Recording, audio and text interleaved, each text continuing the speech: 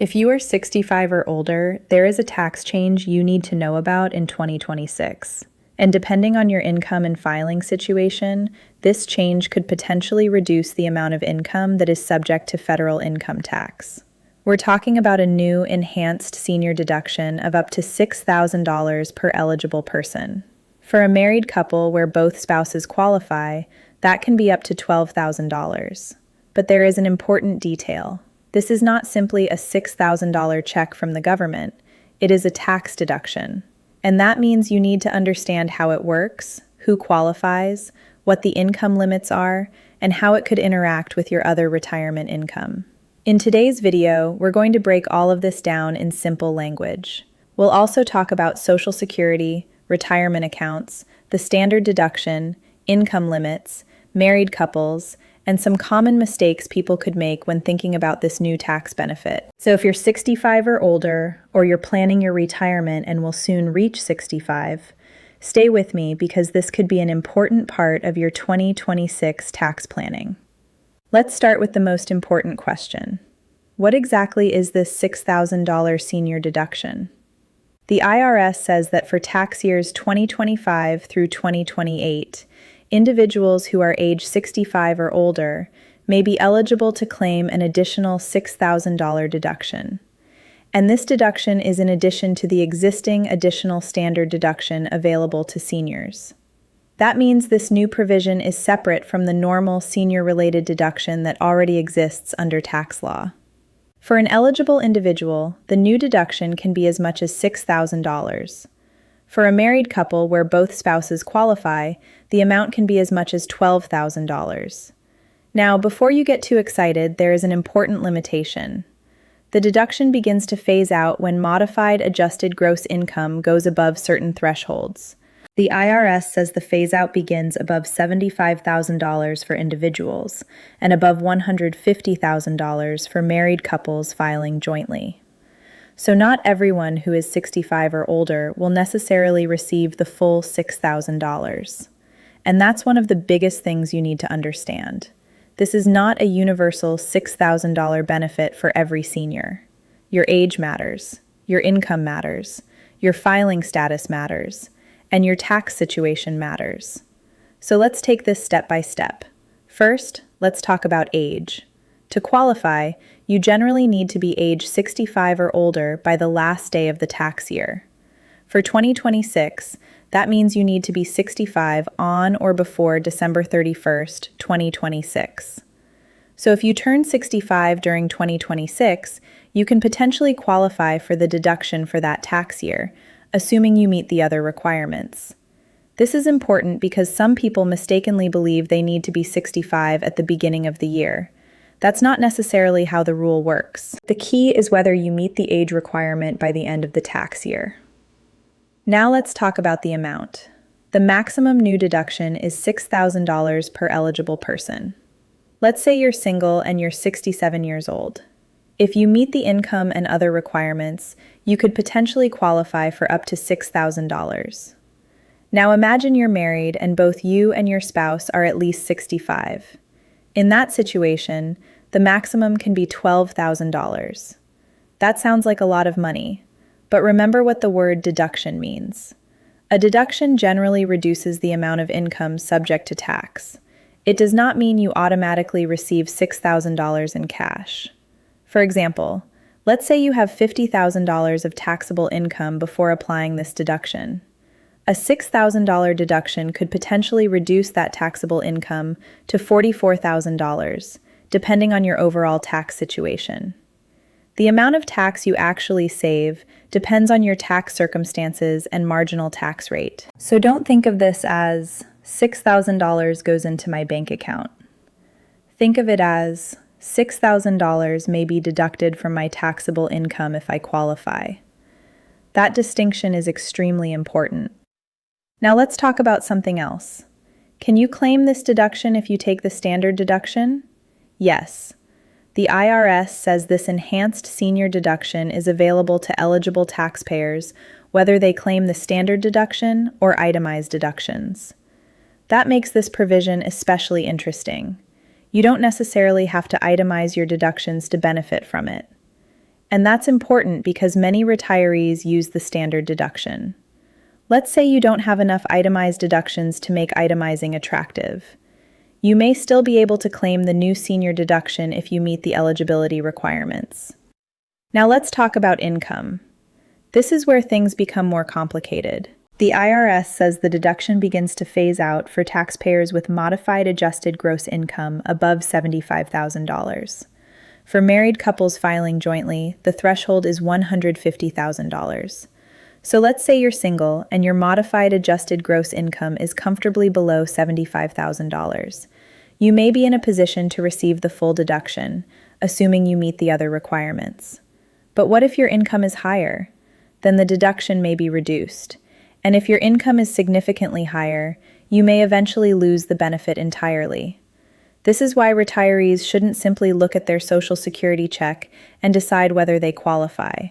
Your total income picture matters. You could have Social Security. You could have pension income. You could have IRA withdrawals. You could have 401k withdrawals. You could have investment income. You could have interest. You could have dividends. And all of these pieces can affect your overall tax situation. This brings us to one of the most important points in this video. Social Security is not the only number you should be looking at when planning your taxes. Let's say your Social Security income is $30,000 for the year. That doesn't necessarily mean your total income is $30,000. You might also have $20,000 coming from a traditional IRA. You might have $10,000 from a pension, and you might have investment income. Your tax picture could therefore look very different from someone who receives the same Social Security amount but has no other income. This is why retirement tax planning requires looking at the entire picture. Now let's talk about married couples. If you're married and both spouses are at least 65, the potential maximum deduction is $12,000. That's $6,000 for one eligible spouse and another $6,000 for the other eligible spouse. But again, the income phase-out matters. For married couples filing jointly, the phase-out begins above $150,000 of modified adjusted gross income.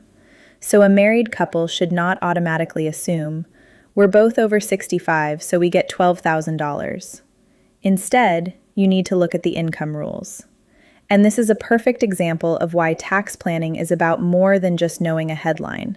The headline might say, new $6,000 tax deduction for seniors. That's attention-grabbing. But the real question is, do I qualify? And how much can I actually claim? That's the question you should be asking. Now let's talk about another important issue. What if you're receiving Social Security and taking money from a retirement account? This is very common. Many retirees have multiple sources of income. You might receive Social Security every month. You might also withdraw money from a 401k or traditional IRA. Those withdrawals can affect your overall taxable income. So before taking a large retirement account withdrawal, it's worth understanding how that withdrawal could affect your tax situation. You shouldn't necessarily avoid withdrawals just to remain under a particular income threshold. You still need money to live. But if you're deciding between taking a larger withdrawal in 1 year versus spreading withdrawals across multiple years, tax planning may be worth considering. This is especially important for people who have flexibility. Let's imagine you need $30,000 from your retirement account over the next 2 years. Depending on your circumstances, it might matter whether you withdraw $15,000 in each year or take a different amount in 1 year. The best choice depends on your complete financial picture. And that's why this video isn't telling you to make one specific move. Instead, we're showing you what to watch. Now let's talk about the standard deduction. For tax year 2026, the federal standard deduction is $16,100 for single filers and married individuals filing separately. For married couples filing jointly, it is $32,200. For heads of household, it is $24,150. And taxpayers who are 65 or older can also have an additional standard deduction under existing tax rules. Then you have the new enhanced senior deduction. So when you add these pieces together, eligible seniors may have a significantly larger amount of income protected from federal income tax than they might realize. But again, don't simply add every number you see online without understanding the rules. Your filing status matters, your age matters, your income matters, and your specific tax situation matters. Now let's discuss a common misconception. Some people may hear about this new deduction and think, that means my Social Security won't be taxed anymore. That's not what this provision means. The new senior deduction does not automatically make Social Security benefits tax-free. Federal taxation of Social Security benefits follows its own rules. Depending on your combined income and other factors, some of your Social Security benefits may still be taxable. The deduction may reduce your overall taxable income, but it does not simply erase the separate rules surrounding Social Security taxation. That's why you need to look at the whole tax return. Now let's talk about another issue. What happens if you're just turning 65? Suppose you turn 65 in December 2026. You may still meet the age requirement for the 2026 tax year because the IRS says the taxpayer must be age 65 or older on or before the last day of the tax year. That means the timing of your birthday can matter. So if you're turning 65 this year, don't assume you have to wait until 2027 before looking into the deduction. You may qualify for the 2026 tax year if you meet the other requirements. Now let's talk about income planning. This is where the new senior deduction becomes more interesting for retirement planning. Many retirees have some control over when they take money from certain accounts. For example, if you have money in a traditional IRA or 401k, you may have some flexibility over withdrawals, subject to applicable rules and required minimum distributions when those apply. That flexibility can sometimes be useful for tax planning, but again, don't make a withdrawal decision solely because of the $6,000 deduction.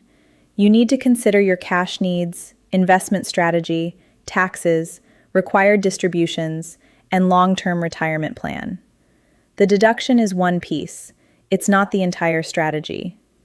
Now let's talk about required minimum distributions, commonly called RMDs.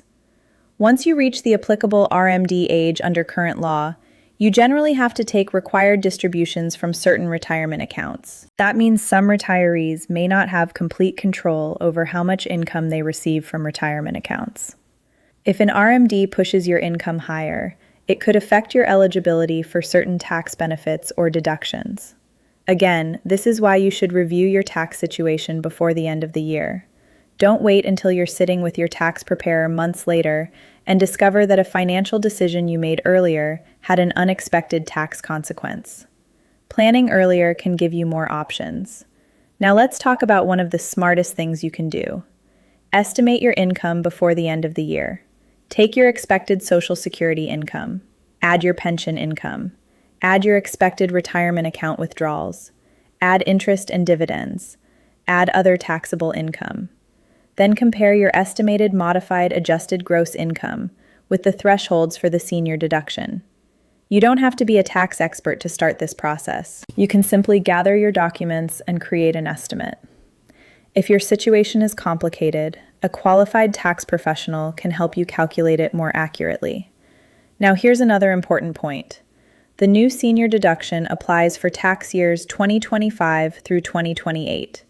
So this isn't necessarily a one-year-only opportunity. But that doesn't mean you should ignore it. Tax rules can change, your income can change, your age can change, your filing status can change, and your retirement withdrawals can change.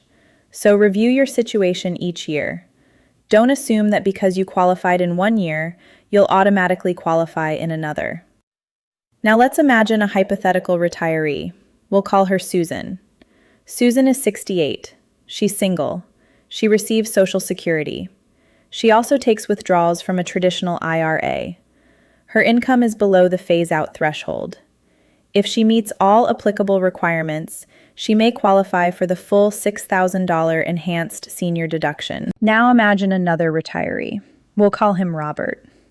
Robert is also 68, but his income is substantially higher because he has a large pension, investment income, and significant retirement account withdrawals. Robert may not receive the same full deduction. Same age, different income, different tax result. This example shows why age alone doesn't determine eligibility. Now let's imagine a married couple. Both spouses are over 65. Their income is below the applicable phase-out threshold. They could potentially qualify for up to $12,000 in enhanced senior deductions. Again, that's a deduction, not a $12,000 payment. But reducing taxable income can potentially lower the amount of federal income tax owed, depending on their situation. Now let's talk about what you should not do. Don't make a large financial decision just because you heard about the $6,000 deduction in a YouTube video. Don't withdraw thousands of dollars from a retirement account simply because you think it will somehow increase your tax savings. Don't change your Social Security strategy without understanding the long-term consequences. And don't assume that every senior qualifies for the same amount. Instead, use the information as a reason to review your finances. That's the smarter approach. Now let's talk about the 2026 tax year itself. The IRS has already published the relevant tax information for 2026. The standard deduction is higher than it was in 2025. The new senior deduction is available to eligible seniors, and retirement contribution limits have also increased. For example, the 2026 employee contribution limit for many 401k plans is $24,500. For people age 50 and older, the standard catch-up contribution limit is generally $8,000. And for certain workers who are ages 60 through 63, the higher catch-up limit is $11,250 for 2026. The IRA contribution limit for 2026 is $7,500, with an additional catch-up amount available for eligible older savers. These changes matter because retirement planning isn't just about taxes after you retire. If you're still working, your contribution strategy can also affect your future retirement income and current tax situation. So if you're 65 but still working, don't assume this video is only for people who have completely stopped working. The new senior deduction can be relevant to eligible taxpayers who meet the requirements, whether they are still working or retired. And if you're still contributing to a 401k, the higher 2026 contribution limits may also be relevant.